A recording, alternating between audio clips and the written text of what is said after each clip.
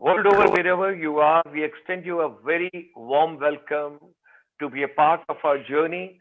Today is 388th webinar, totally focusing on education and education empowerment.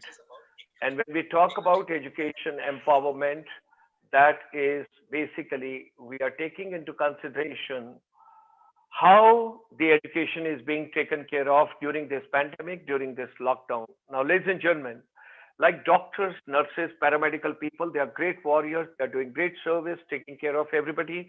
Similar way, our great salutation, regards, and great thanks to all the teachers, all the educators, all the principals, all the technocrats, everybody whosoever is directly, indirectly associated with education ecosystem. They're doing great job because 1.86 billion children are at present away from their schools, colleges, institutions, polytechnics, ITIs, skill centers, competency-based institutions, wherever, whatsoever we can think of and we can talk, they all are away at this point of time. So, ladies and gentlemen, when we look at this entire scenario, this afternoon in India, 14 minutes past 3 p.m., we extend a very warm welcome to all of you for having joined us. Kindly do come on the YouTube, and on the YouTube, if you come on GS Motivator or you come on Dr. Gulshan Sharma, it's a pleasure to have all of you with us. And we start today's session. We are talking nowadays about new education policy 2020. And today's subject is very stimulating, very, very captivating and interesting. That is well-being of all stakeholders. Now, there are different stakeholders. Let us see in our journey, whom do we remember and whom do we forget? Whosoever has directly or indirectly supported the entire ecosystem. So, well-being of all. So, while praying to Almighty for your good health, for your wellness, and your all the good days ahead, let's move together and we take on this particular journey and we proceed with our presentation. Now, ladies and gentlemen, when we talk about today's this particular wonderful journey, I would like to share with all of you that our chamber, International Chamber for Service Industry, since 1994, is in the service of non-resident Indians, Indian diaspora world over. And we started having a confluence of the NRIs. And in 2003, then the Honorable Prime Minister of India, late Shri Atal Bihari Vajpayee ji, brought the confluence of Bharatiya Parvasi Divas. So it's a beautiful journey. Now at present, there are 30 million plus non-resident Indians abroad in different countries, supporting the India's ecosystem their own way. We had totally a pure complementary brotherhood and partnership with Next Education for this particular series. And we are grateful to them. They are very dynamic people, very good people, very nice people. Now, ladies and gentlemen, this is the complete canvas of our chamber. Those are joining for the first time today. You all should know what is happening.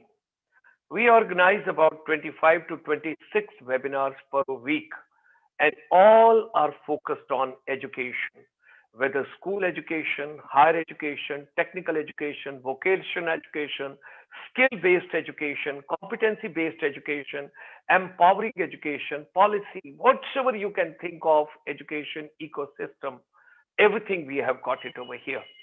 And our focus is youth. Our focus is not teaching centric, our focus is learning centric. Our focus is, it's not how much we are teaching, our focus is what is the outcome, right? So let's proceed, let's work out, let's have it beautiful. It's a webinar series, making education relevant.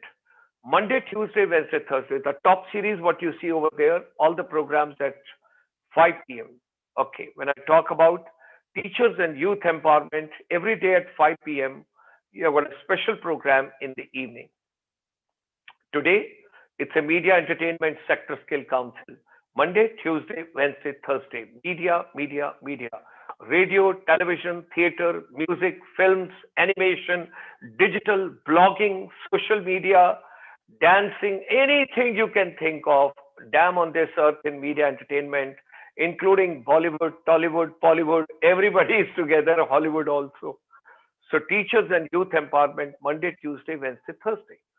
Friday from Singapore, we bring a live telecast to you, water management strategies at 5 p.m. But it is related to in your school, how can you save every drop of water? What could be the new pedagogy as far as water conservation? And how, with the help of water, you can have certain subjects being taught. Saturday, we take you to Chicago and we talk about Swami Vivekananda's 11th September 1893, 127 years back, sisters and brothers of the universe, and that's the way, that's at 5 p.m. And then, of course, I'll share other programs with you. So 5 p.m., 5 p.m., 5 p.m. And the 5 p.m. on Sunday, you have got micro, small, and the medium enterprise. Then Saturday, you have got one special program on how to look young, how to remain young, how to remain happy, no stress, no anxiety, no depression, no tension, no difficulties, and how you should look young at the age, whatsoever you are carrying, 20 years less than that. So Ayurveda, yoga, meditation, naturopathy, nutrition, immunity, and organic, everything we talk over there. Then Sunday, you have got a couple of programs. We start in the morning with Srimad Bhagavad Gita from United States. When you talk about Hollywood, you talk about Universal Studios. When you talk about Universal Studios, you talk about films. But when we open the gate of Universal Studio, right in front is the Woodbury University, California, Los Angeles, Burbank, and we bring to you Srimad Bhagavad Gita from United States with India's Upanishad, which has been given by Adi Shankaracharya. Then at 3 p.m. on Sunday, we have got India ASEAN, where there is a focus on northeast part of India, if you see. The northeast part of India and India ASEAN. This program is every Sunday at 3 p.m. Then thereafter 5 p.m. MSME. And something very interesting I would like to share, Saturday and Sunday, we bring the live program from Canada, United States, Europe, Australia, New Zealand, and that is at 8 p.m. in the evening, where the non-resident Indian talks about the new education policy of India. Tomorrow, if you want student exchange, faculty exchange, research exchange, collaboration, some deliberation, then you can listen to these NRIs. There's a beautiful program. And then, like this special program, it's at 3 p.m. Monday to Friday, we have got in the afternoon special program at 3 p.m. Then also I would like to share, there was great demand from India. There is a lot of people, boys and girls, teachers, those talk in Hindi, they deliberate in Hindi. So your all programs are in English. So ladies and gentlemen, आज की युवा पीढ़ी क्या चाहती है, आज की युवा पीढ़ी क्या सोचती है, आज की युवा पीढ़ी हार्ड वर्क नहीं करना चाहती, स्मार्ट वर्क करना चाहती है.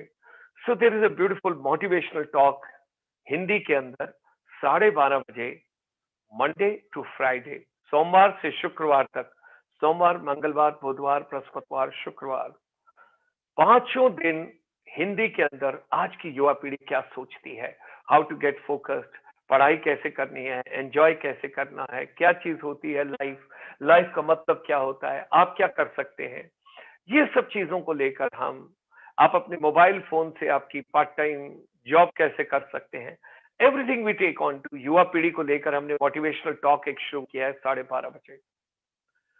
So ladies and gentlemen, this is the canvas of the chamber, and at the same time, we also have got global research team of our in 152 countries, and when we talk about it, it is very important to understand over here where we are sharing nowadays that after this pandemic, what's going to happen, how the world order is going to change. From the classroom, you have come to digital, digital to flip learning to blended learning to outside classroom learning, online learning, any term you can use. So the world order will change. B2B will not be now business to business. It is back to basics of life. So your basic food, your basic health, and your basic education, sustainable development of the entire world. We strongly believe whatsoever human mind can conceive and believe it can achieve. Let's come together. Let's make education relevant. That is something very important we all would like to share. This evening, it's a proud privilege. We would be joined by Madam Poonam Raizada, Madam Mitra Som Saha, Madam Mayuri Mehta, Madam Swapna Shom, and Madam Jyoti Samanta. So, ladies and gentlemen, join me in welcoming and extending a very warm welcome to these dignitaries, those are joining us. And please ensure the male members, those are watching, you're in minority today. It's a majority of the women. Women empowerment, they all are there. So my voice should also go down low now because I should give a platform to them and let them share and let them deliberate whatsoever they would like to take on. So I'm going to take you to a beautiful state and a beautiful city and a beautiful place. Beautiful city is called Agartala. Beautiful state is called Tripura. And when I think about Tripura, oh my God, I just think about S.D. Burman. Tere mere sapne ab ek rang hai. What a beautiful melodies. And thereafter, R.D. Burman. You have heard so many beautiful songs. Both father and son, they have given so much to this universe. Ladies and gentlemen, it's a beautiful place. Pineapples are also very good over here. People are also very good. P for people, P for pineapple. Both are very good. They're very nice. So, ladies and gentlemen, let me first take you to Agartala. And today's topic is very interesting. All our brothers and sisters and my children and grandchildren, those are watching this particular program, wherever they are at the age of 72, I can only give you my blessings and I can only request, let's work out in this direction and move ahead. And let's think about Agartala, let's think about Tripura, and let's, without spending single rupee, go to Tripura and let's meet Madam Swapna Shom, what she has got to discuss with all of us this evening when we are talking about well-being of all stakeholders while empowering the education ecosystem. With these words, I extend a very hearty welcome and I request Swapna ji to unmute her mic and share her thought process with us. Unmute your mic, ma'am. आपको याद है सबको guide movie कांटों से खींच के ये आंचल, क्या S D. Burman ji and R.D. Burman ji. R.D. Burman ji, चुरा लिया है तुमने जो दिल को. See, when you sing at the age of 72, music should be the integral part of education, first of all. I would request any institution which is not having music in their school, then you are harming and you are committing a sin. Music should be integral part of education. We had a great deliberation the other day. It was wonderful. So let's go to Swapna ma'am and let's taste the beautiful pineapple of Agartala and Tripura and let's hear her views. Well-being of all the stakeholders in education ecosystem in new education policy. Thank you so much. As well introduced by Sir, and he said he said the state beautiful and pineapple beautiful and people beautiful, and in front of you sitting also, I'm not using, he will only tell me.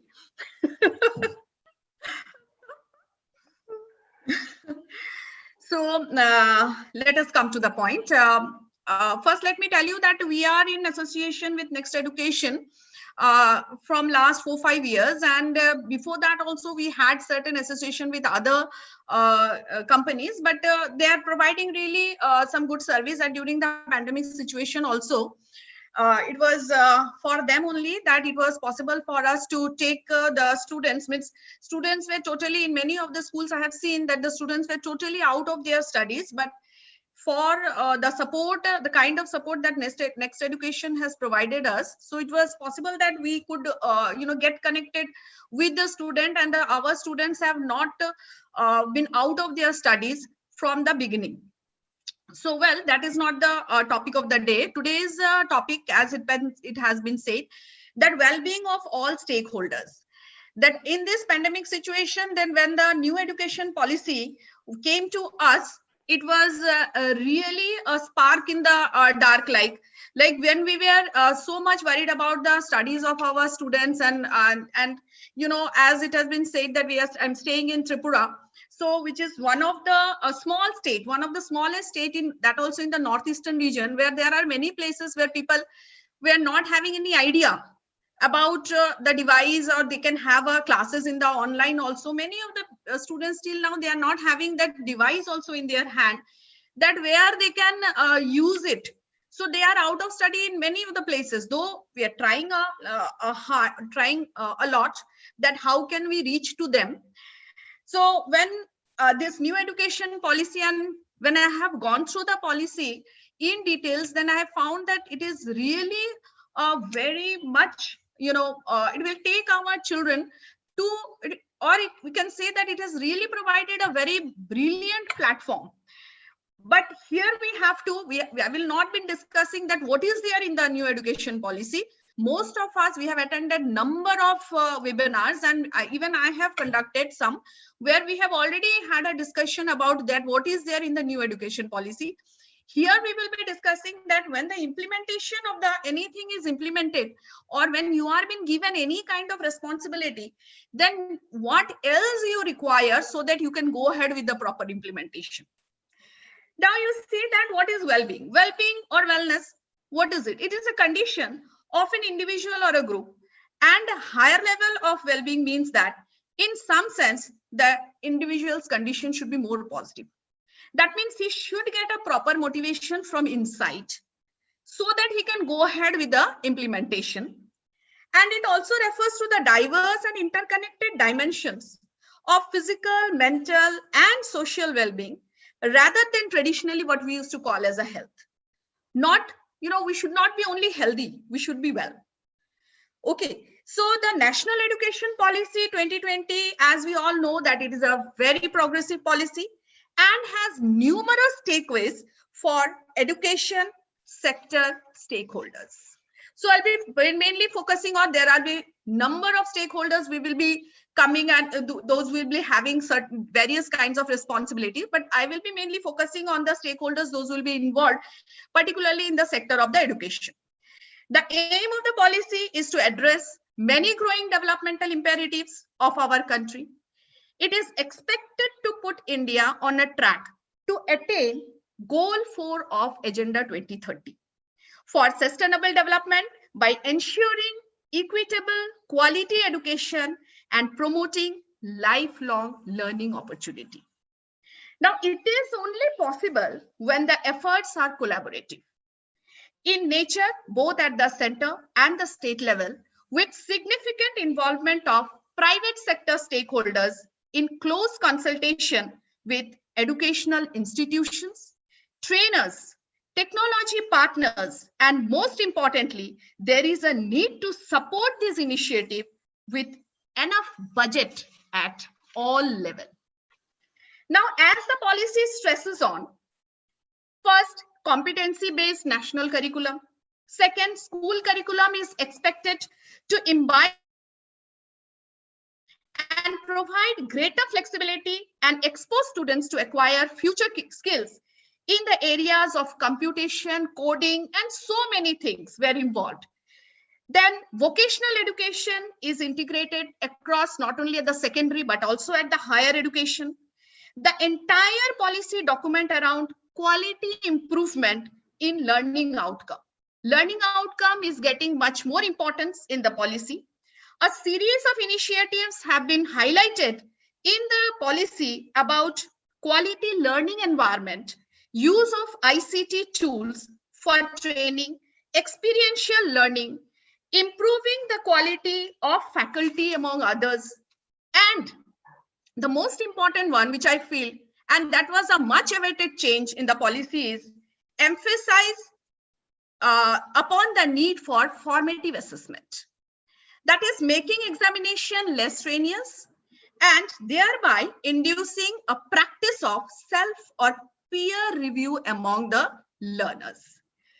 And the policy is even allowing students to retake exam in a school year, continuous assessment in the higher education institution with a shift to criteria-based grading system, reflecting the progressive nature of this new policy. That is why we started that this national education policy is progressive in nature. That means there are a lot of changes and which were really very much progressive. So further, the transformational dimension that are highlighted in the policy are well supported. They are well supported by the systematic changes that unfold for the ECCE, that is Early Childhood Care and Education. Schools and higher education segments are coupled with critical digital elements. So in a country like our country, where we are having so many remote areas where electricity is first time arriving, so we can imagine that this policy will really do something good, because it will take at least electricity to those remote areas. So thus it can be observed that the new education policy has certainly created a need for prospective planning, not only at the central as well as at the state level, to be able to achieve the policy goals. Now, the themes such as scale or autonomy or accreditation reiterate the requirement of efficient usage of academic as well as non-academic resources. That is faculty, infrastructural capacity, digital mode of delivery, and a greater funding to be well tuned for the purpose. What I feel. Now, the vision of the policy is to institutionalize national level accreditation and standard setting bodies, which will devise quality and will focus on enhancing learning outcome in their core, and at the same time instill optimal amount of flexibility and autonomy in the overall administrative framework. Now, so since the policy is aiming such an all-round educational development from the very early stage to lifelong, so it is obvious that proper implementation and for lifelong running of the policy well defined will definitely require well-equipped, enthusiastic stakeholders at its different level from the grassroots to the apex. Everywhere for the proper implementation of the policy, we need different kind of stakeholders. Stakeholder doesn't only mean the people, those who are sitting at the apex. At the grassroots level also, we require certain independent stakeholders. Now, thus the stakeholders should be provided certainly with enough potentiality, opportunity, and empowerment. I hope when we work, as a stakeholders, expected to be the stakeholders, and when we are under pressure of different places, then it is really demotivating for us. So like for the state level, implementation, teacher capacity, infrastructure, funding should be available sufficiently. It should not be only available, it should be available sufficiently with proper usage. Then state curriculum, assessment framework, school quality accreditation with clear implementation plan. Timeline, capacity building requirement need to be well developed. Then rationalization of school infrastructure, that is also very important. To develop school cluster and complexes, it is the prime requirement of the implementation of the policy. Teachers to be rationalized across schools, vacancies should be filled through merit-based recruitment system, not, as the present system is going on in many of the places. So I'm not going ahead with that, but we know that what is in different places, how the teachers are recruited. In many of the places, you will find that most of the time, I try to give this example, that the present generation, you will find that teachers are not by choice. They are teacher by chance.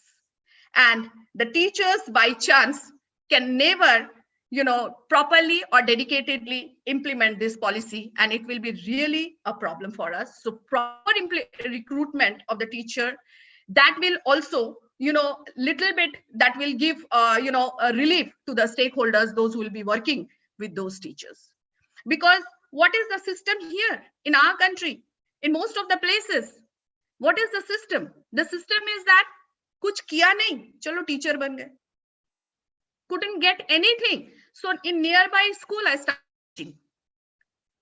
Though I may be an engineer, I may be because I'm having a very concrete example. We are having a DLED college in our institute and B.Ed college also, where I have seen an engineer and a dentist is doing DLED. Can you tell me what is the purpose of it? So clear accountability system to be established through well-defined roles and responsibility for the education officials, because it should not be like I'm pushing on you and you're pushing on me. I'm putting my responsibility on you and you're putting your responsibility to another person, and likewise, we don't know where the chain ends. By the time the chain may end to the PM. So well-defined roles and responsibility for education officials, school leaders, accountability system within the school complexes must be laid out. State level structural reform need to be ensured. Policy making, educational delivery, professional and quality standard, and academic work, etc. And a very important requirement for the stakeholder is building state level child tracking system with real-time data analytics. That is identification of socially and economically disadvantaged group within the state and development of alternative method of schooling. Because you might be seeing that in our country, what system is going on? BPL system, BPL and APL system is going on. But you cannot really identify whether the person is really belonging to BPL section. Because I have seen when I was, it is also my practical experience. I was sitting in a hospital for a purpose, and a person came to show the doctor with a BPL card. He's having a gold chain in his neck, but he was having a BPL card in his hand. So that proper tracking system should be provided to the stakeholders. Otherwise, how do we will identify the child is really socially and economically disadvantaged? So within the state and development of alternate method of schooling to meet the need of socially and economically disadvantaged group, like including open and distance learning options or homeschooling options, identification of special education zone. We've got a tribal hostel in our school. So when we have started, that school, so from very next month, we started seeing that some parents are coming to meet their children with Maruti van. They're having their own and they're coming to meet their children. But this hostel was supposed to be made for the socially and economically backward. So that's just an anecdote. Schools must be empowered with the autonomy and flexibility to adopt student-friendly curriculum and pedagogical method. So there some flexibility should be provided. The teacher should not be only running after. These days we are following NCERT books. Principal is stressing the teacher to finish the syllabus. Teachers are stressing the students that you read the NCERT books, because that books have been given from the school, and the books have been chosen by the management, and the student, teacher, principal, management running after the same book. Many of the places it has even been found that what is there in the book without any deeper thought on it. That what is the requirement? That book has been published 20 years back. The data in the book is of 20 years back, and the student is confused that which data the child should write, of 20 years back or the current one. Because ये तो किताब में लिखा है, ये तो net में नहीं है. नेट में किसी के मोबाइल में कुछ आ रहा है, किसी और के मोबाइल में कुछ और आ रहा है data.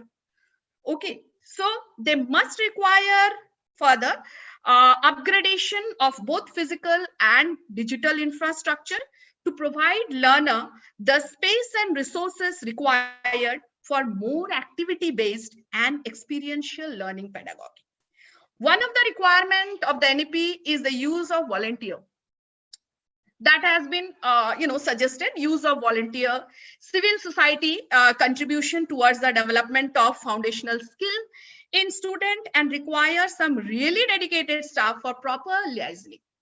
Otherwise, what will happen, that a group of mandal people will come, that we are the civil society, I will tell you how to run the school. So that may come up with a boomerang.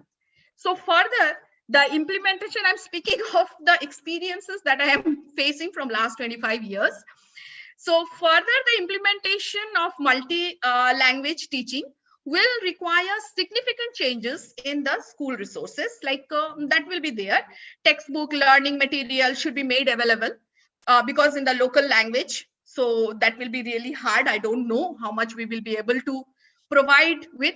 And not only the books in the regional language, along with that, the competent teacher, because I was in KV, I used to study in KV. So once we have got a very good, rapport with the teacher, or we could try to understand the teacher is transferred to another school. Now a new one came. So again, we have to start our journey from ABC. But again, that we have to, put out that teacher and mix up with that teacher. And, because I have to be in good book of the teacher, no. So again, I have to start my hard work from the grassroots level. So in that, what I have seen, that in doing that, many of the students, they drop out. They said that leave it. I don't want to be in the good book. Let me be aloof of it. So what happens, that there is a, break in the teaching learning process.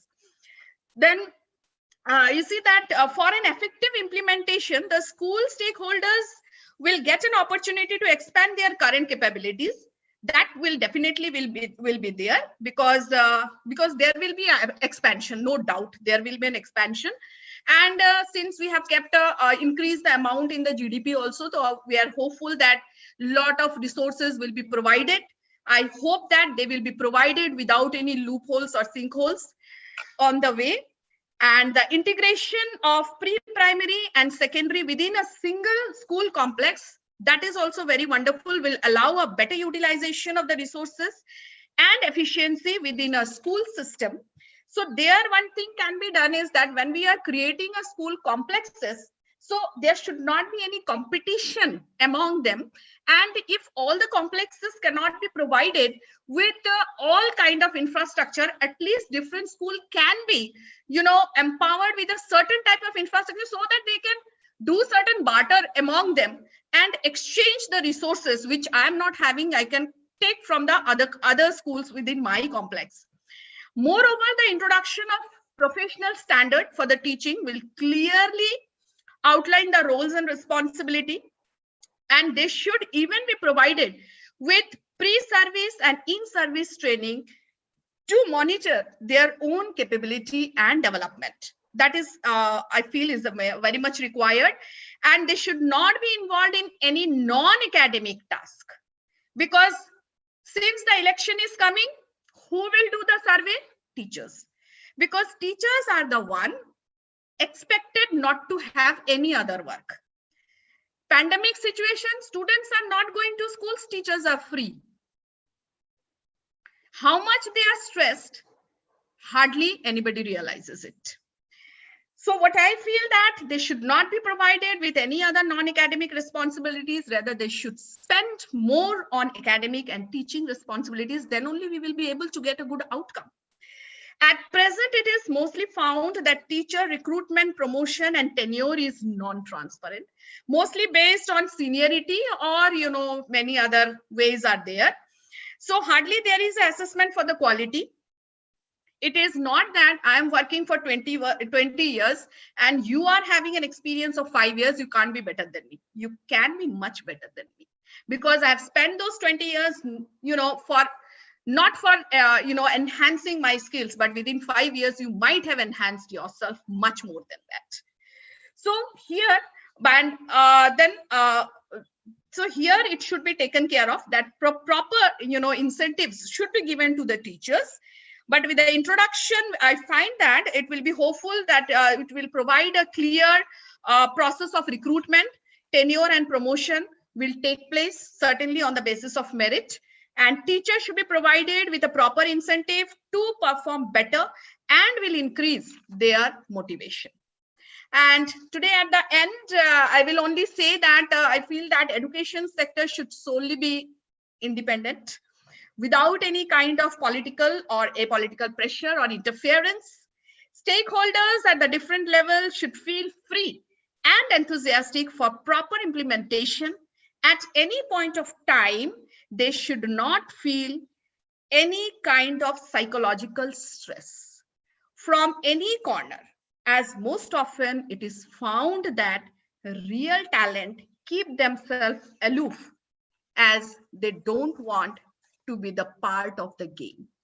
They don't want to be the part of the game to come in the good book so that I can be posted to a very good, post, very good place. I don't have to go to any remote corner of the country. And if I will be going against, so I will be put to such a place where all talent will be submerged underwater. So thank you so much for giving me the opportunity. I don't know whether I could do justice or not. Thank you very much, Swapna ma'am, for sharing your views.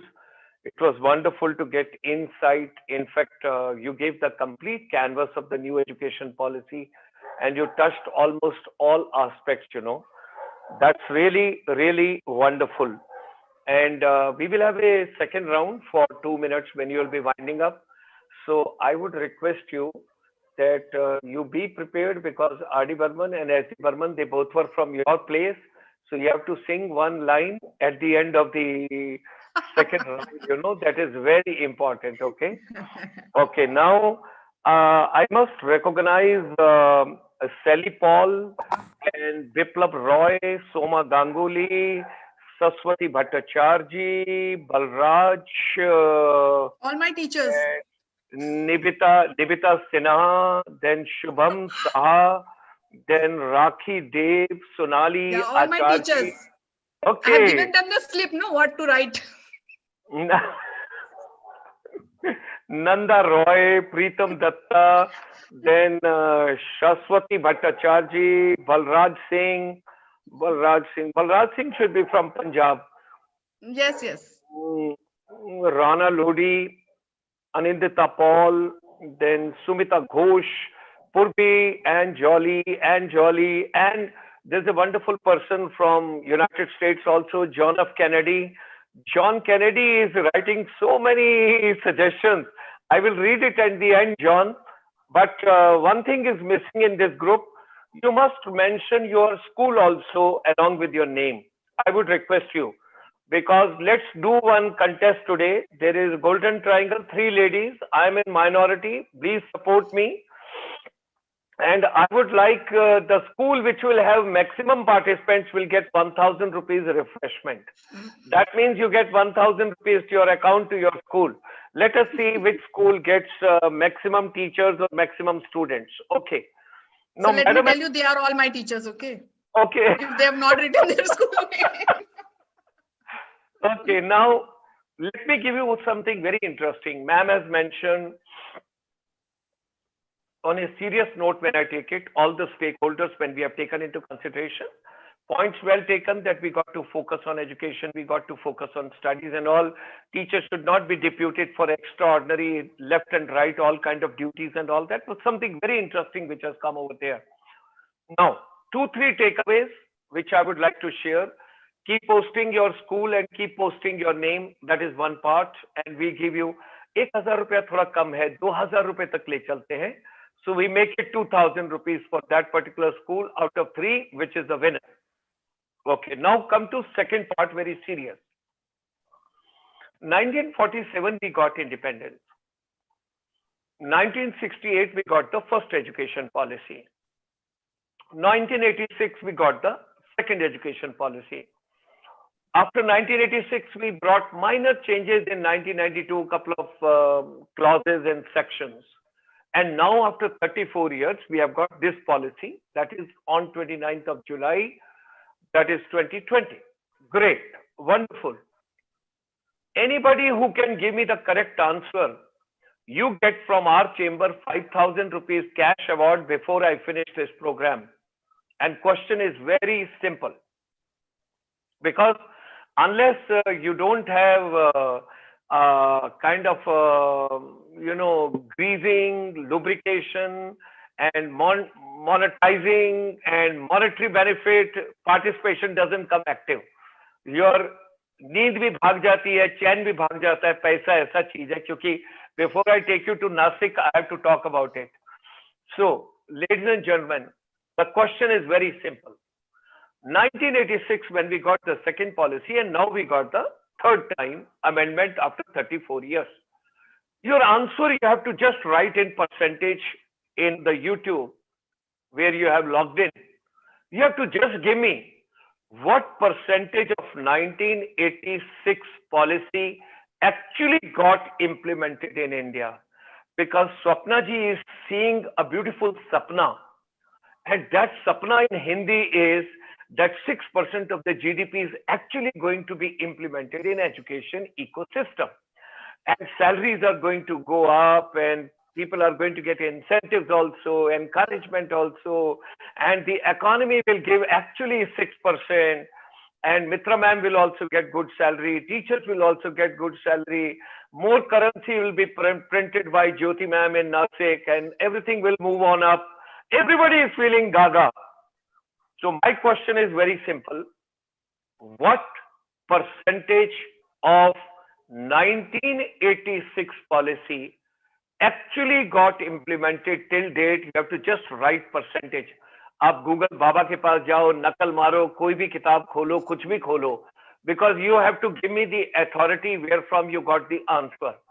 अगर आप 1% ज्यादा दे देंगे या 1% कम देंगे, तब भी मैं आपको प्राइज दूंगा 5,000 rupees cash prize this evening. बताओ कभी ऐसा वेबिनार हुआ है कि 5,000 रुपया भी लेके जाओ, वेबिनार भी एंजॉय करो, और 3 टीचर्स को भी सुनो, प्रिंसिपल्स को भी सुनो, उनका विचार भी सुनो, और नासिक से मैं भी प्रिंटिंग करने जा रहा हूँ. So ladies and gentlemen, our flight takes off now from Agartala airport, and all passengers are requested to board the flight. Tighten your belts, because we are going to currency printing country and city, and that is a beautiful Jyoti Samanta ma'am. We will take you to Nasik, but flight will not land in Nasik. It will land in Pune, then we'll go by road from Pune to Nasik. So chalte hain, let's go to Jyoti ma'am, let's reach Nasik, let's print some more currency. Let me also print, because I have to give 5,000 rupees to someone. Let us see who gives the correct answer, and we go to Jyoti Samanta ma'am. Good evening. Thank you, Dr. Sharma, and good evening to my friends on the panel. And I would just like to, I think Swapna has covered majority of the stakeholders problem. I would like to talk a little more about the implementation. Like, see, from 86 to this July 29, 2020, we had 2-3 small changes or amendments in our education policy. One was implementation or thought of implementation of Sarva Shikshan Abhiyan. Okay, and other one is that like I think Swapna ma'am also told about socially and economical like background people who are not in that level, or they're having problems socially and economical conditions. So what I wanted to know is that another one they tried to implement was CCE pattern, which they had a very beautiful pattern. Actually, if you see, if you have gone through the trainings, it is a very beautiful pattern. But when it comes to implementing, even if you check with Sarva Shikshan Abhiyan or RTE, which has come into being recently for economical backward people, how much are we doing justice? Like she also told that there is a hostel for such backward people, and people come in Maruti vans to visit their children. I as a principal, when I was working for RT children, when I was taking their admissions, like she said, they come in Maruti vans, they have gold chains, they have connections on the top level, they have with the Mantralaya and this and that, and they all are staying in bungalows. So these kind of loopholes should be actually cemented. They should, actually the like मैं ये बोल सकती हूँ कि जो जरूरतमंद है उसको मिल नहीं रहा है, लेकिन उसका फायदा लेने वाला जो है वो सच में अफोर्ड कर सकता है. He can put his children in a very school where the fee is very much in his pocket, but he wants to try to even save that also. But in that place, what happens is some other child who is what should I say, financially backward or economically backward is not getting the chance to study. So RT policies and the documents which are taken during RTE admissions should be scrutinized properly, and there should not be any मतलब क्या बोलूं मैं आपको, तोड़ जोड़ जो करते हैं स्टेट लेवल में. When it comes from central government, वो बहुत अच्छे से ड्राफ्ट होके आता है, लेकिन स्टेट गवर्नमेंट जब उसको इम्प्लाई करता है, इम्प्लीमेंट करता है, उसमें तोड़ मोड़ के एडजस्टमेंट करके जो सच में उसका हकदार है उसे वो एडमिशन नहीं मिलती है. So you should try and see that these rules are very strictly applied in the school. Next one I wanted to talk about CC, continuous comprehensive evaluation का जो system चल रहा था. They have very good rules, regulations, बहुत अच्छे थे, but putting it into practice, it did not work out. It did not work out anywhere. It has failed very badly with classes with 35-40 students. This CC did not work out, and somewhere there were bigger loopholes. And now, in addition to CC pattern, when Sarva Shikshan Abhiyan came, the no promotion policy, no detention policy jo tha, where you can just push all the children till 8th standard. Now it so happened that when we went to the class of 8th standard and we were checking their papers where they were supposed to be promoted to 10th standard or 9th standard, we saw to it that due to this no detention policy, even the basic what should I say, content matter or the basic concepts were not clear. So when the central government applies all these different rules and regulations, whether they are working at the grassroots level properly or not, that should be found out. Because now when the child goes in 10th standard, seriously sir, we have seen that children cannot divide properly. Simple decimal division is not carried out properly. The what should I say, the depth or the content in their essays are not up to their class. The 10th standard child writes so much, very loosely he writes an essay. There is no depth. There is no age relevant depth seen in that essay. And the English has become very there is no, what should I say? Even the boards have become lenient when it comes to correction. By doing all this, how much are we actually implementing our education policies properly? Now here now in the current education policy, they have said that they are going to have, first to 5th standard, they will be taught in mother tongue. Now mother tongue is very good way of implementing education. But how many of the parents do really want their children to learn in mother tongue? If it was like that, then so many English medium schools wouldn't have come into being, because every state has its mother tongue. Has schools running in its own mother tongue. Like I'm from Maharashtra, we have a lot of Marathi medium schools. But due to not promoting the Marathi medium students at the, what should I say, at state level or at the central level, equally as English medium student, somewhere these vernacular students, they feel that they are not being, given equal chance to, according to the English medium students. So the number of schools in Maharashtra, that is Marathi medium schools, have reduced drastically. And unfortunately, all the students who are in English medium schools, or nearly all the students who are in English medium schools, are the first generation English medium students. The parents do not know English. they cannot take their studies properly. So what happens is, in the longer run, the programs implemented by the education policy does not make any sense there. I can give you an example, like under the Sarva Shikshan Abhiyan, there is one child in my school who is promoted every year to the next class in spite of writing the whole question paper in his answer sheet. But I cannot, detain him in the same class. But because of Sarva Shikshan Abhiyan, because of the policy of no detention, I have to promote him every year to the higher classes. And now he has reached the 5th standard.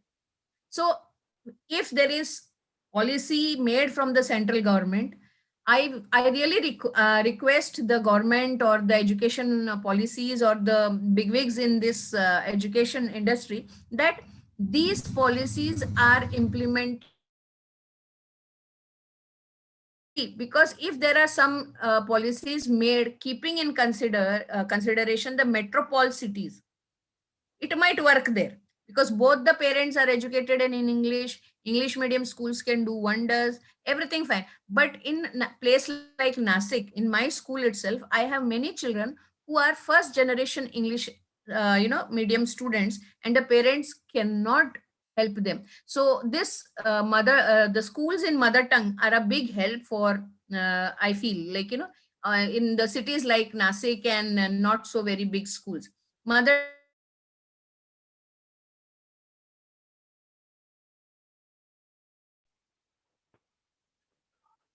help. Ma'am, there's something wrong with net. There's something wrong with net. Find out whether they are really interested in studies, whether they, I mean, teaching, and whether they are really interested in giving what they know, and not joining by chance, but by passion. I need that passion. And unfortunately, because of this Sarva Shikshan Abhiyan, I have seen that the teachers themselves do not have content matter properly, because they have gone through no detention policy, and they have not learned their concepts properly, and putting it across the table in this coming years has become a big difficulty for them. So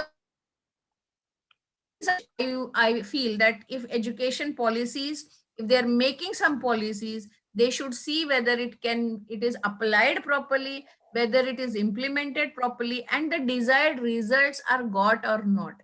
And this Sarva Shikshan Abhiyan and no detention policy, at least in Maharashtra, has gone in very, has shown a lot of coming generation.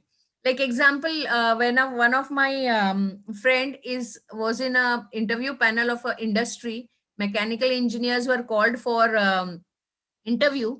He actually told me that the child or the engineer student who came here to join them he did not know what is tangent, he did not know a trigonometry, basic trigonometry, and he was qualified mechanical engineer. Now you tell me, how has this no detention policy helped? It has just pushed children up till where, and everything is like exam oriented. They have no in-depth knowledge.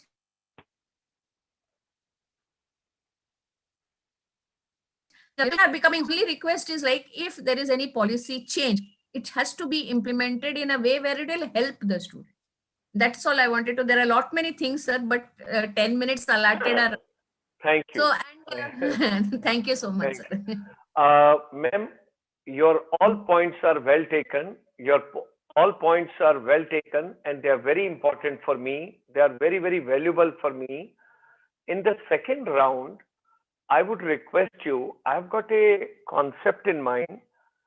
I think child, if up to the age of 6, 7, or 8, if the child is given mother tongue, I think the impact would be so large and so big and so valuable, because whatever we pick up in mother tongue, whatever we get in mother tongue, after that you teach anything, because the foundation becomes very strong. Very strong, very true. So in second round, I would like to have your views onto that. Why not the basic education should be in mother tongue? Mother tongue. That's Yes. what we can just take it on that. Yes. Thank you very much. Thanks a lot. It was such a pleasure. Now Thank you. let me just come for the first round for Mitra Som Saha ma'am.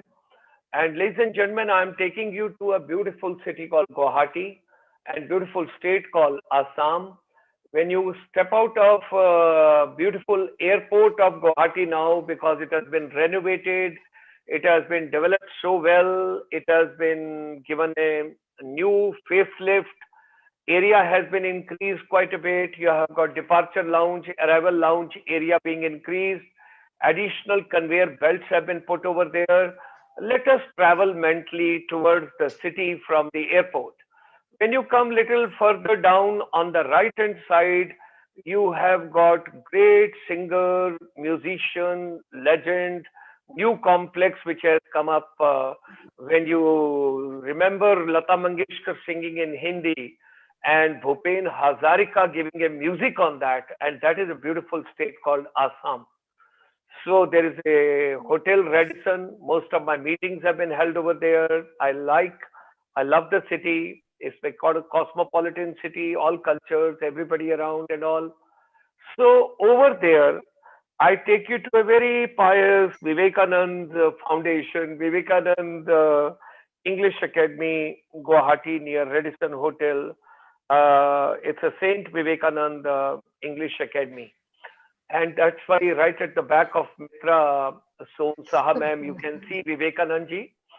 So you should also remember the gentleman, what he delivered 127 years back in Chicago. And just last week, we had Swami Sarvapriyanandaji all the way from New York addressing on our platform. And just 5 lakh people joined live on my YouTube on that day for the program. And today also, Swapna ma'am is going to give me 50,000 people from Agartala and about 40,000 from Jyoti ma'am and roughly about 1 lakh from Mitra ma'am because she's in Guwahati. She's having a confluence of entire Northeast because anybody who goes to Northeast, you say central hub, central place, and you take it over there. But Swapna ma'am, I have got something to offer to you before I go to Mitra ma'am. If I roughly remember, you mentioned somewhere that in your school complex, you have got B.Ed classes also. Yeah, I think if I correctly remember, you made a remark. There's a B.Ed college also. So next door to you is the ASEAN countries. And when I look at all the 10 countries, we require a lot of teachers going over there, lot of people going over there. And I can vouch for it. One day, if my chamber organizes a full day session with your B.Ed students, the final year, those are passing out, we can work out a strategy. They get 2-year assignment to go to a couple of countries and they can work out over there. So I thought I should just share with you because B.Ed teachers, good teachers, those are from the Northeast. I have a very soft corner for Northeast, very, very soft corner. And next birth, I'm going to be born in Northeast because my Atma resides over there, although I'm a Punjabi, but I personally love, and recently I traveled 1 month, complete 1 month with the education minister of Arunachal Pradesh, every nook and corner of Arunachal. We traveled together. So let me, ladies and gentlemen, take you to a beautiful city, Guwahati, the gateway to Northeast, and we meet Madam Mitra Som Saha. A very good afternoon from the land of Blue Hills and the Red River. Well, Brahmaputra, which flows down from the east of Assam to Your internet is giving trouble. And from India to Bangladesh, so that is known as the Red River, the only male river. Okay. I don't know. Give me 2 minutes then. Let me just change my connection. Yeah, change your connection. Meanwhile, let me right now. Yeah. Yeah, please change it. Okay, then give me 2 minutes. I'll just leave and maybe just again log in. Sure, ma'am. Sure, ma'am. Please, please. I can understand. Meanwhile, out of both the ladies, anybody can take on the floor. Choice is yours. Anybody can take on. Swapna ma'am or Jyoti ma'am, anybody can take on the floor. Whosoever likes. So what do you want to know? Just tell. Maybe I can talk on that. Ma'am, my question to you was, like I Yeah. was telling Swapna ma'am, Okay. I'll come back to you. My question to you was that My the form, net yes, should be working audible now. Mitra Mitra ma'am is ma'am, having problem. Mitra ma'am, it is giving me an intoxicating feeling, as you hear, and the words they break, and then they come. It is like after intoxication.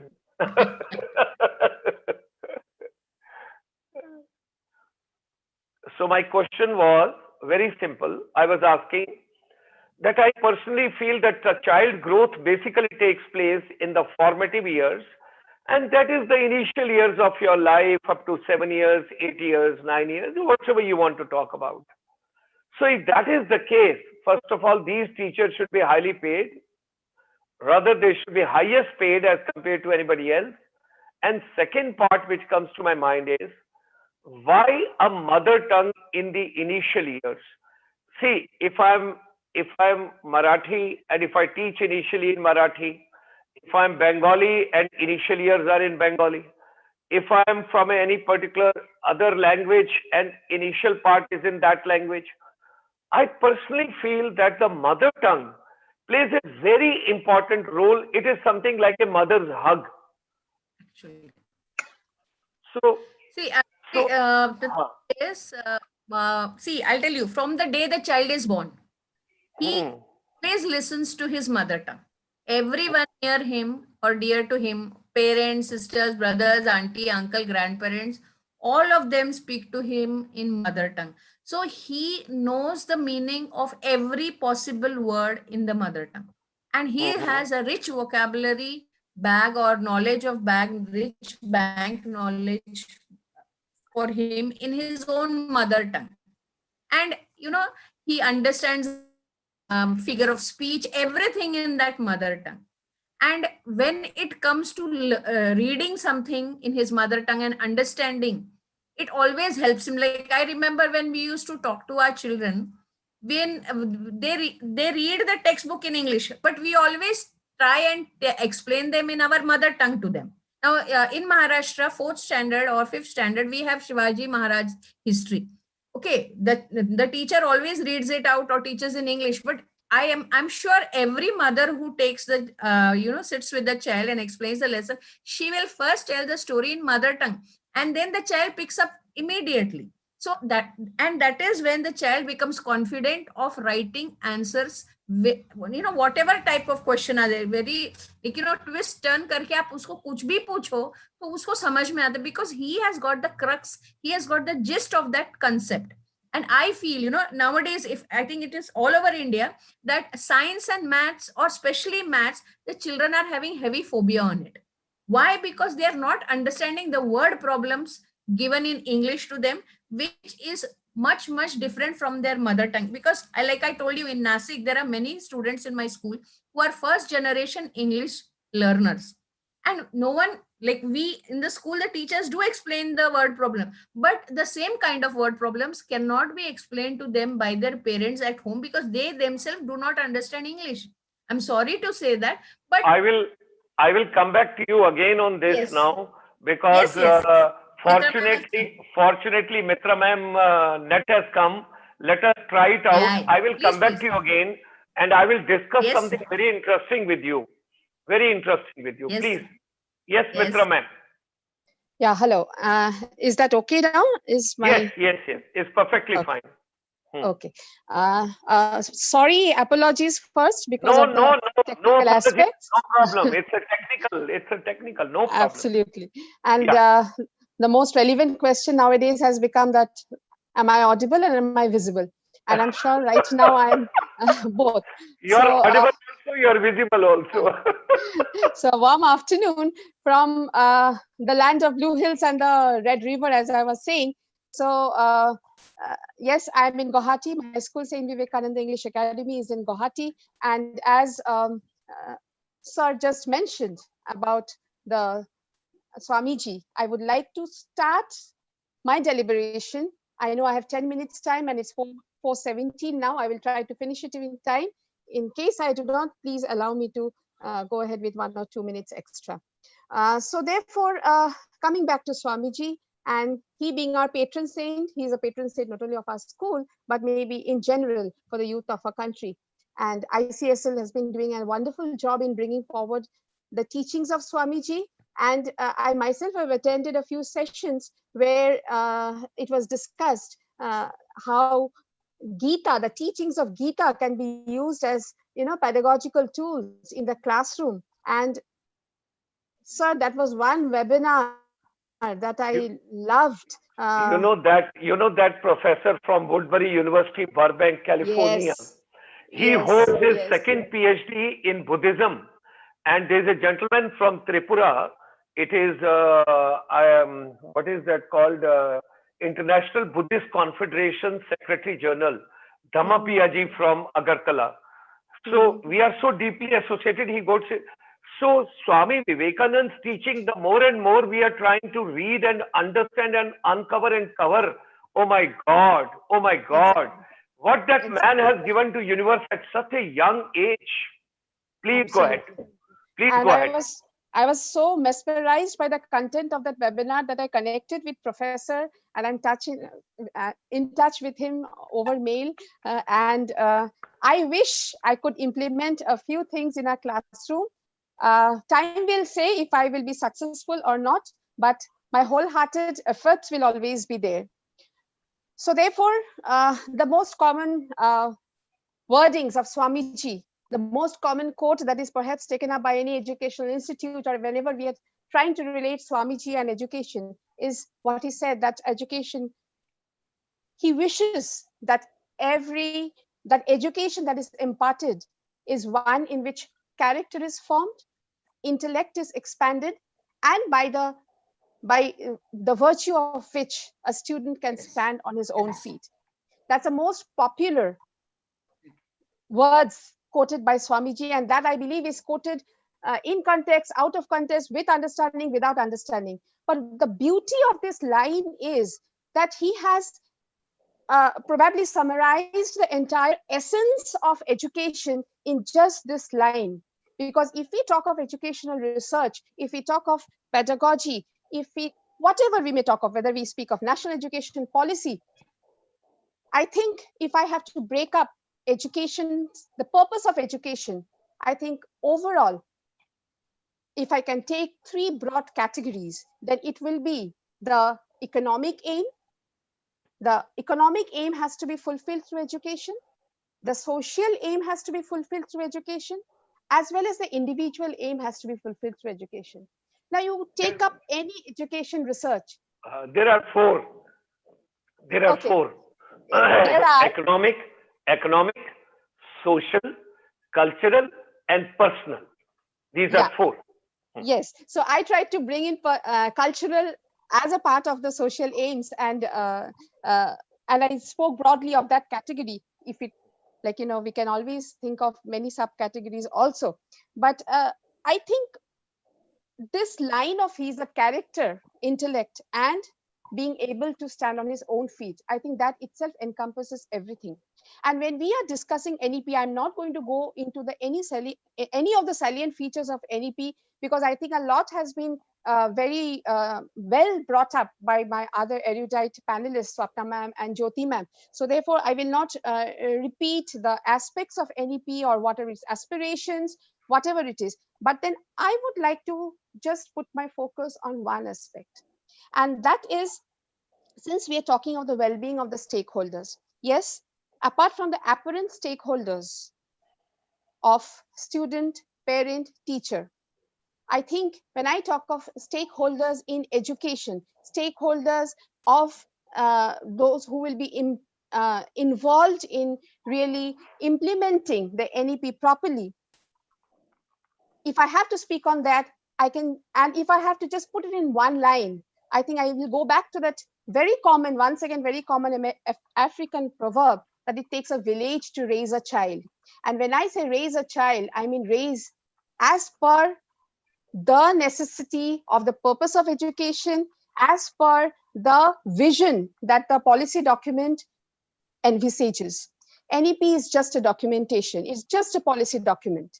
Now we will have to, work for its implementation. But does the implementation depend only on the teachers, on the educational institutions?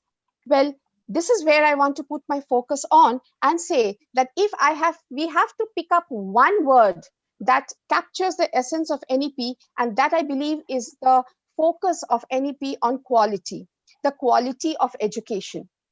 And when I say quality of education, I don't mean only the academic content, because gone are the days when we can focus only on academic content. If NEP is speaking about reforms in assessment, if NEP is speaking about reducing the content, if NEP is speaking about developing problem-solving ability, critical thinking, then I believe it is doing so because it wishes to enhance the quality, the standard of quality that will enable that students are able to sustain in the world of 2030 and beyond. And in the world of 2030 and beyond, if I have to recollect the 16 skills that was put forward by World Economic Forum, the literacy skills of numeracy, of scientific literacy, whether it's language literacy, whether it is the foundational literacy, whatever it is, that only forms 1/4 of the skills required to survive. The remaining are more on character qualities. So therefore, when we speak of quality education, we need to ensure, and when we speak of stakeholders, it's very important that the national education policy is understood not only by the educationists, not only by the teachers, it is understood very well by the students, it is understood by the parents, and it is understood by every member of the society. Bureaucrats are, well, yes, they are the policy implementers. So therefore, everything finally, as I said, it's a policy document. How it will be implemented, that depends upon the curriculum framework that will come up. So again, that implementation will only give us a plan, a design. How we will implement? Is it only enough to implement it for those 5-6 hours in the school? Not at all. And the proper implementation, therefore, requires, or rather not requires, I would say demands. It demands that every member of the society orients themselves in the direction that will really take us to push our children in the way that will be helping them to survive in the world of 2030, because that world is going to be very different.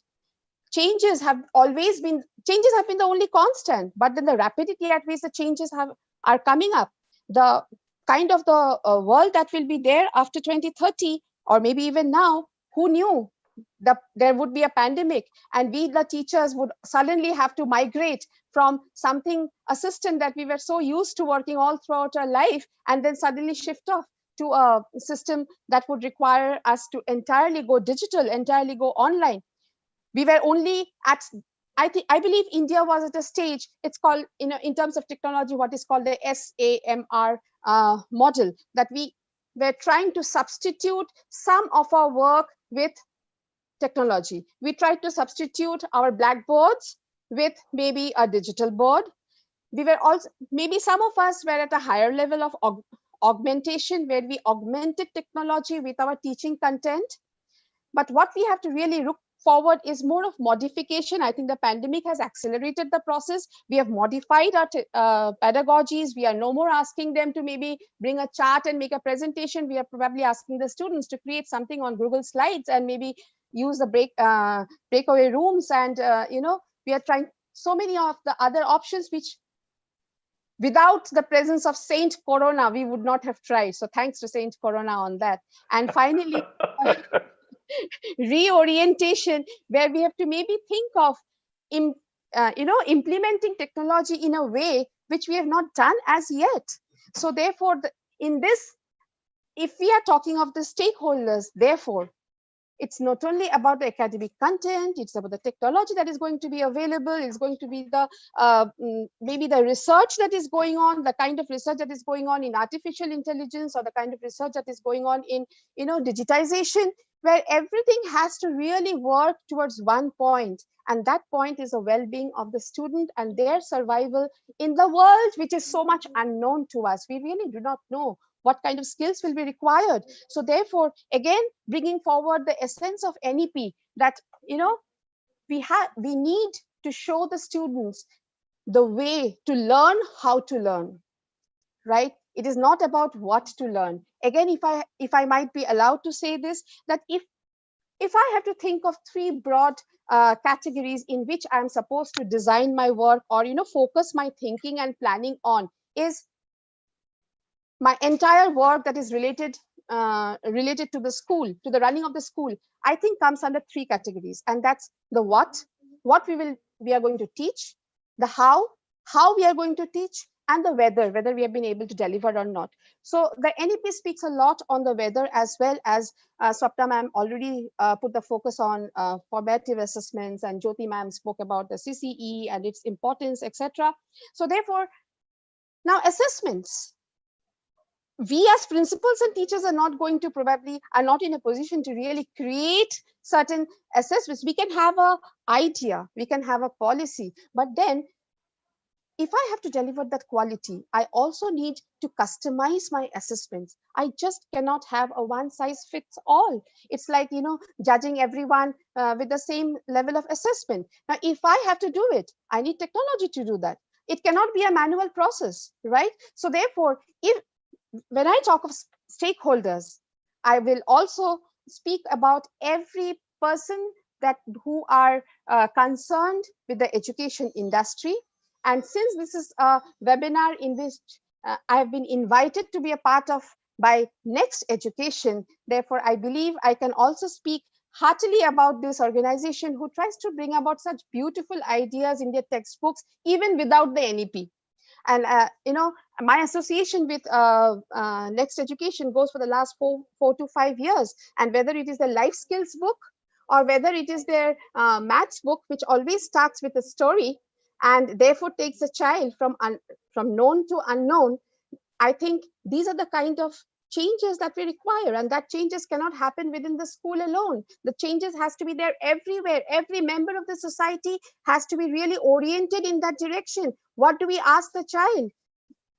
What is right now the expectation? And that is because of our assessment system. Once again, that okay, there will be a chapter on Indus Valley civilization. At the end of the chapter, there will be 10 questions. In the exam, 5 will come, and maybe my teacher is a bit strict, my school is a bit strict, 3-4 more from inside, and they will say that these are inside questions.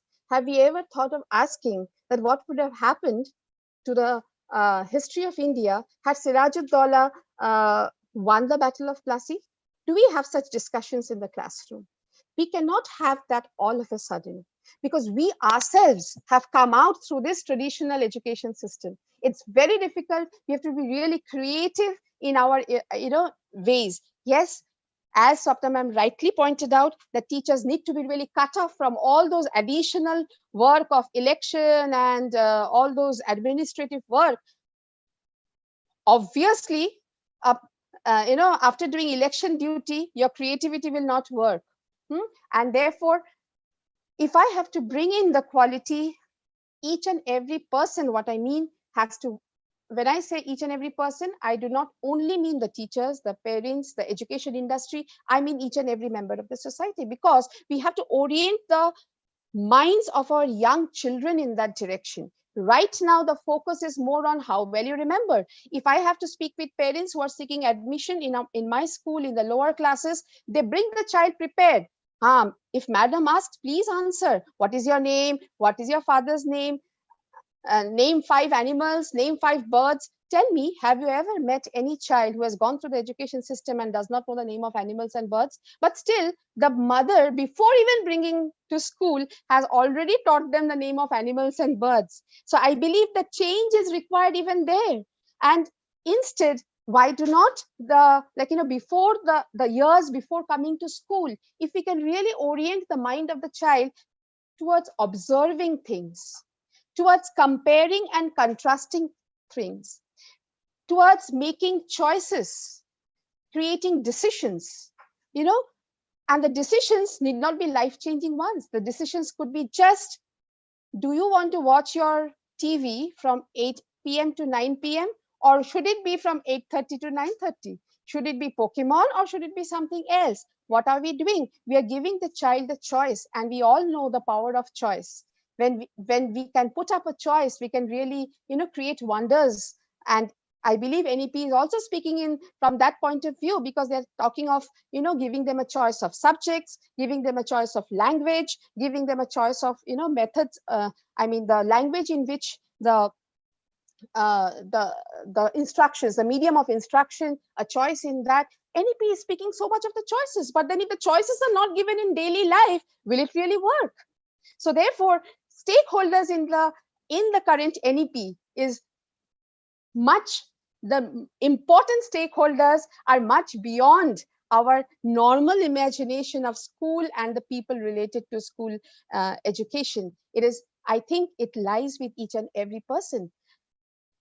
There are something called the habits of mind that Arthur Costa puts forward. And there are 16 habits of mind that he has listed. And I find a kind of an overlap between some of these habits of mind and the 21st century skills that are listed by the World Economic Forum. Persistence. We have our children. Today they go to a tabla class. Tomorrow they don't like it. They leave. They go to a piano class. What is the effect of this? Today it is a piano class and a tabla class. Tomorrow it will be something else. Tomorrow it will be the work. We don't teach them conflict management.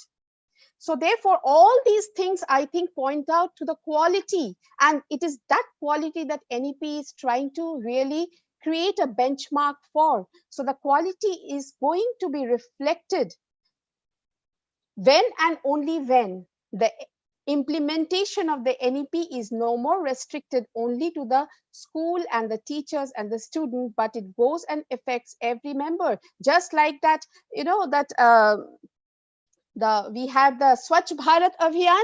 We should have a, community deliberation on education policy, where not only the principals and the teachers, but even the members of the society should come over. And I think, once again, as one of the panelists, I forgot whether it was Swapna ma'am or Jyoti ma'am, who said that actually they are creating a database of all the professionals, like, retired bureaucrats, retired teacher. They are trying to, bring forward the concept of volunteer service. So true. We go abroad, we see the, professionals, whatever be the area of work, they dedicate a few number of hours, to community service. So I believe when this community service is given, if that is not oriented to the requirement of this policy document, once again, there will be a, we will not be in sync. To really speak of the implementation of NEP, I would like to mention the word, I am a student of physics, and therefore the word resonance is something that keeps resonating in my mind. And we, all of us, have to be in resonance, in perfect sync. And you know the power of resonance. Whenever a teacher teaches resonance in the class, what is the example given? Well, platoon of army was marching over a hanging bridge, so the bridge collapsed. Why did it happen? Because they were marching in resonance. So therefore, unless and until we are in resonance, we will really not be able to see the proper implementation of the NEP. And I would once again, although there are a lot of suggestions, whether it is early childhood care, whether it is implementation of the semester system, the modifications to the assessment system, I simply love the concept of parak, the committee or the body that will be taking care of all the assessments. And I really hope that we have an examination system where we do not really check how well we remember, rather we check how well we understand. So therefore, yes, these are the parts of the policy document. But then, as I said, I would like to conclude by once again, reiterating that, sir, he mentioned that song of SD Burman. The Tere Mere Sapne Ek Rang Hai. Education policy के सपने So एक रंग education policy में भी जब तक हर एक के सपने एक रंग में नहीं रंग जाता, तब तक इसका प्रॉपर इम्प्लीमेंटेशन और सक्सेस हम लोग नहीं देखेंगे. So with hope that not सिर्फ तेरे और मेरे सब हमारे हर एक जन के सपने एक रंग में रंग रंगीन हो जाए, and all our students, all the all that is spoken so much about the macular system and all the rote learning that's happening, let it just vanish, and maybe we will be creating a huge community of thinkers, analyzers, problem solvers. Right now, creativity, like I follow closely two people whose mentoring I follow closely, and they are my very close mentors, and that's Vijay Gupta sir and Devika Nadik ma'am from Shikshangan Education Initiative. So therefore, Pune, they're Pune based. So Devika ma'am always says that, Mitra, you just do this experiment. You ask anyone, whether you are with the students or with the teachers, ask them to draw a scenery. Everyone will draw that, two hills and sun peeping out, two birds, one palm tree and one river. That is where we have taken creativity. We have even brought rote learning to art. And by creativity, we only mean creative in terms of drawing or creating something. No, the maximum creativity has to be shown by the teachers. And the creativity is not by creating something. Creativity is by asking the right question. And the one right question can really set the, ball rolling in the right direction. So with that thought that every child is going to learn, and we will be able to teach them how to learn. Because once again, I'm reiterating, here I'm in school. Maybe we have a dynamic principals like Swapna ma'am and Jyoti ma'am, and they are implementing NEP in a proper way. And they are not focusing on rote learning, creating lovely assessments and having a lot of discussion in the class. The child goes back home. And what is he left with? Kitab nikalo, और इसको रट्टा मारो, 5 बार practice करो. Is practice not required? Definitely it is required. But that is only a very small part of the entire teaching learning process. So I wish that we are able to create self-regulated learners. We are able to teach them to learn how to learn, so that whatever be the circumstances that they are put in, they are able to come successful. And for that, not only the people involved with the education industry, each and every member of the society has to work towards it. Thank you, and God bless each one of you. Wonderful. Thank you very much. Thank you very much, Mitra ma'am. First of all, I wish now your school should become up to 12th class from 10th class. That is something very important. It has to be done. Very soon. Very soon. Secondly, right, starting from quality policy to be understood by everyone. Then you talked about something very interesting. You used the word pandemic has accelerated the process and pace of technology. Certainly, what was to come in education in next 8 to 10 years with the new education policy, it came like a tsunami, and every teacher, everybody is struggling, and permutation, combination. But finally, everybody has tried to reach out the student the best possible way, whatever we could do. That is something very important. It is not what to learn, but it is how to learn. What are we going to, it is not what are we going to teach, it is how we are going to teach, and whether we got the desired outcome of that was the another take, something very interesting. You mentioned about, I think you're very fond of World Economic Forum. 3 times you mentioned. Okay, fine. So you mentioned 16 Habits of Mind by Arthur Costa. I have not read that. Yeah, there two. Yeah, one of them are the 16 skills as put out by WEF. That was one, and the other is the 16 habits of mind. That is a paper put forward by Arthur Costa. I think he's commonly known as Art Costa, and those are. How do you spell the first name? Aurthur, Arthur Costa. He's also Arthur. Okay, Arthur Costa. Okay. And there are some beautiful habits of mind like persistence, managing impulsivity. Like we all know the famous marshmallow experiment where the teachers. So therefore, such type of strands come in through these habits of mind. And I personally feel that if we can integrate, overlap these habits of mind in our how, I think it will work wonderfully. Yeah. Now, next one, you were asking about the purpose of education. So I lost one of my very dear friends last month. he was a legend, living legend. There's nobody who can replace him. I think, like Muhammad Rafi, nobody can replace on this planet. So many singers will come, so many will go. But what he has left a legacy is something altogether different. Similar way, there was Sir Ken Robinson. Sir Ken Robinson has got 4,000 videos Yes, on yes, education. So we absolutely. lost him last month, and I keep coming in contact with Bengalis are very brainy. Bengalis are very smart. Bengalis are very good in art, craft, culture, cuisine, dances, music, creativity, knowledge. So I have got another very dear friend, Dr. Sugata Mitra. So Dr. Yes, Sugata Mitra's video, if you see, whole, yes, in the war. hole in the wall. Yes, That video is worth watching. That absolutely, you don't require supervision all the time.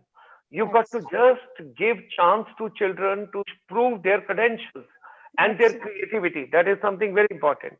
Now you talked about community. I would like to share with you that we are reaching out almost now 1 million people within 1 week. The whole week we are reaching 1 million people, and not a single rupee being taken from anybody in any respect, in any form.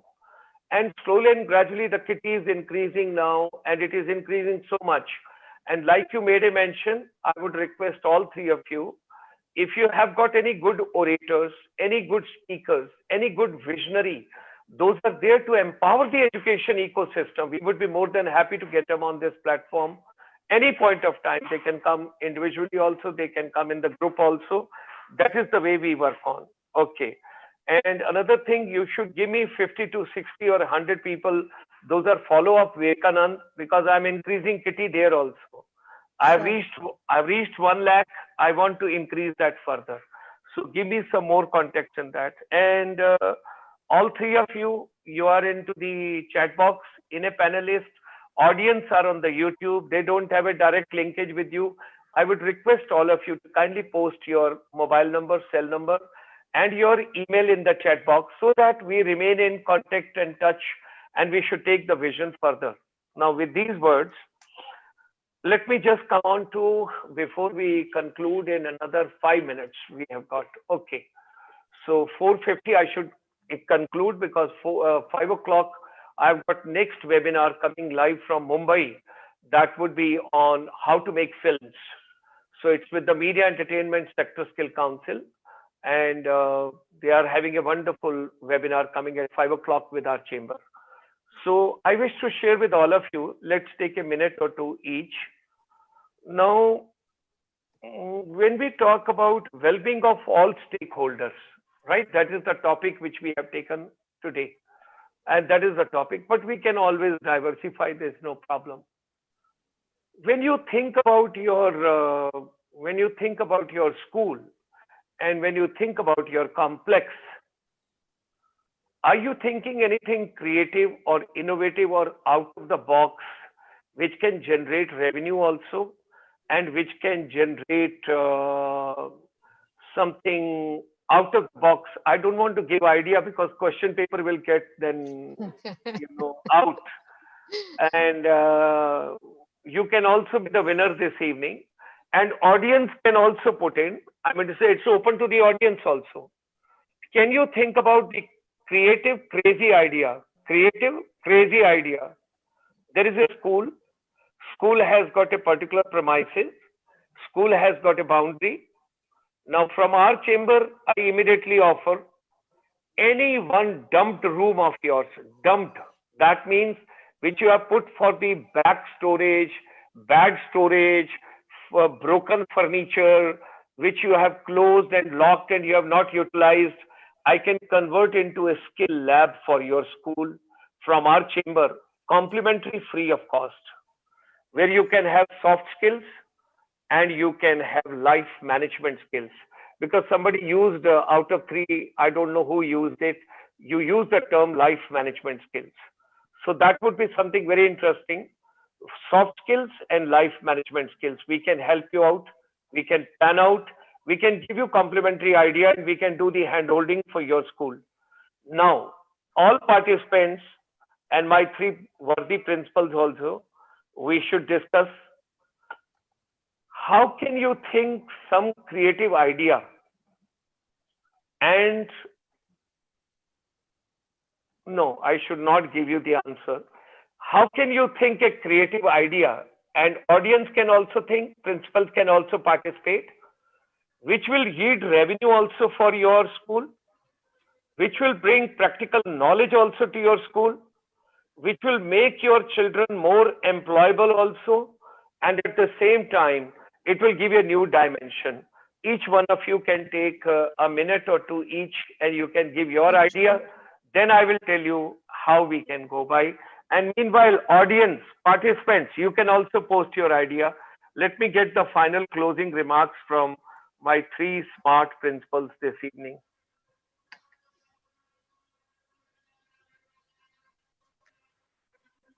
Yes, Sapna ma'am, we start with you because you were the first that time. No, like we are already having like a workshop where the students are making various kinds of like I don't know whether you have heard about batik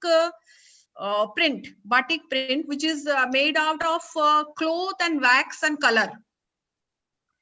So that is where the children, they are making it. Our teacher, we are having the workshops and we are selling it outway. There is nothing.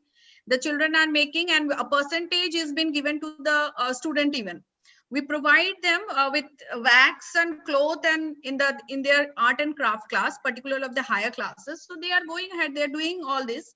Then gardening also, and selling of the vegetables and flowers is also done. So we are generating like that, and which is giving enhancing them, and many of the students are coming up, they're quite interested, particularly those who are living in the surrounding areas, so that they can enter any time. And the students also are coming by the buses, maybe a little bit less interested, but these students, they are coming, and various other kind of flowers, pots, and various things.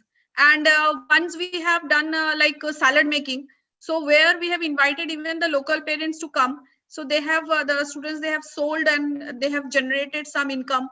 And one thing that we are doing is that in Bhavans, we are having our own publication and a lot of good books are there. So specifically, we give commerce student to do the marketing of the books, because those books, Bhavans books, they are really very good, but they are of the much higher level. These days, people don't prefer to read.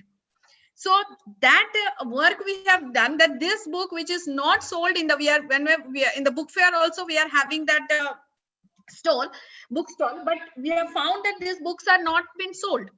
So we give them, and we tell them, they give them the target, that you find out the strategies. How can you motivate somebody to purchase this particular book? Okay. So these are some of the things we are already doing. Okay. Great. Thank you. Let's go to Jyoti ma'am. Yeah.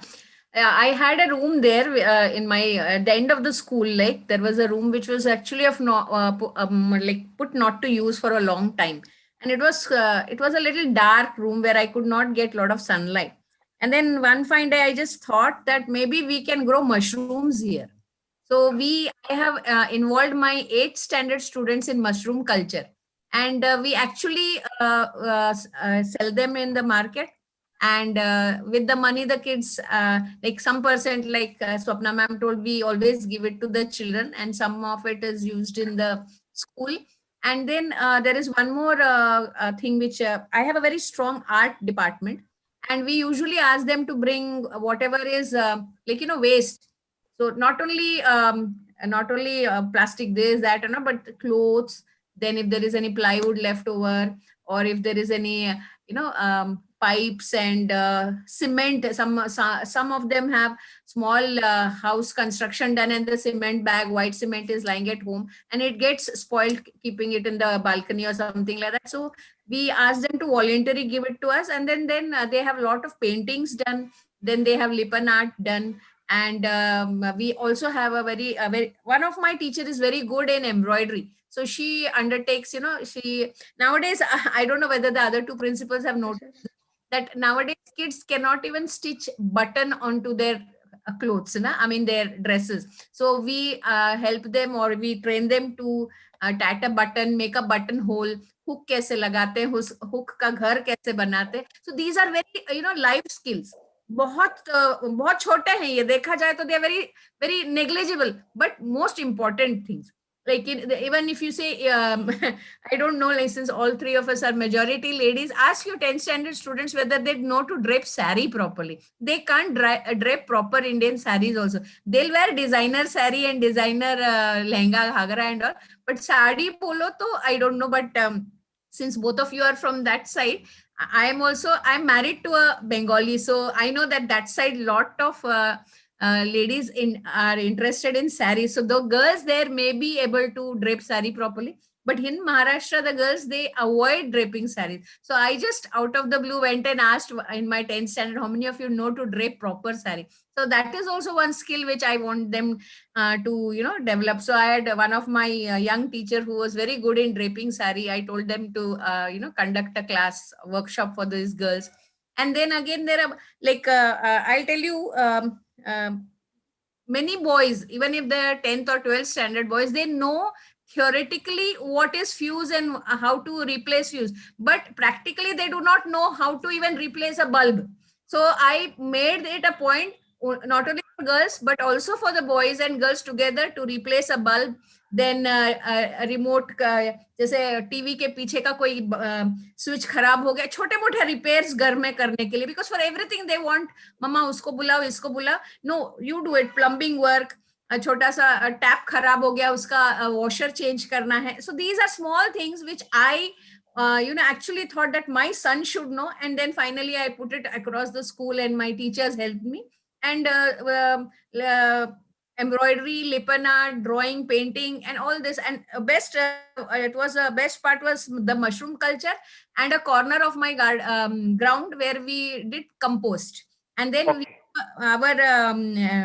my trust also has agricultural college. So they were here. And if it would not have been a pandemic this year, I was going to introduce vermiculture, that is earthworm rearing. So these are something which are very nice. And there are people here in Nasik who sell these earthworms kilo wise to the farmers, which is because of this. Very good for cultivation. Very yes, good. Sir. And nowadays, because of chemical fertilizer, earthworms die. So they need a lot of earthworms. So I was going to plan this, but since pandemic, I have to plan it next year. Now let's see. Wonderful. Some things which I have done. Great. So we go to unmute your mic, Mitra ma'am and Swapna ma'am. Meanwhile, post your cell number. Yeah, I'll just try to be very short, and I will not repeat the kind of things that Sapna ma'am and Jyoti ma'am has already focused upon. Just very small. I do not know whether it qualifies as an answer to the question that sir put, but still, you know what? I mean, if we look at how effective, what kind of teaching really is effective. So then it is said and it is believed that if you can teach a topic to someone, if you have been able to teach to others, then you really know that you have learned the topic well. So therefore, this is one kind of guideline that we try to follow. And I mean, students are presenting as a part of the assessment. They take up a small topic and teach. Now I want to make it a community service. It would have been possible this year, but the pandemic. So therefore,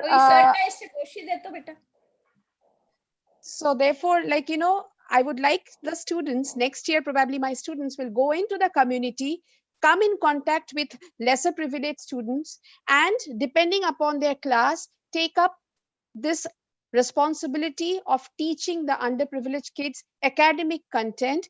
And probably maybe as a school we will not monetize, but maybe one day they will monetize it for themselves. Thank you. Great, wonderful. I've got 2 ideas quickly to share with all of you, which you can make use of, but I think partially Swapna ma'am already made a mention of that. Partially, I personally feel so, but you can take it up.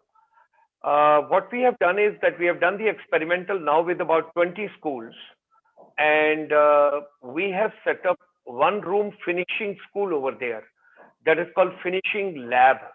And this particular finishing lab is which was the abandoned room, and it was the store room, it was a discarded room, we have converted into a finishing school and finishing lab, and that is for the soft skills and basically your entrepreneurial skills.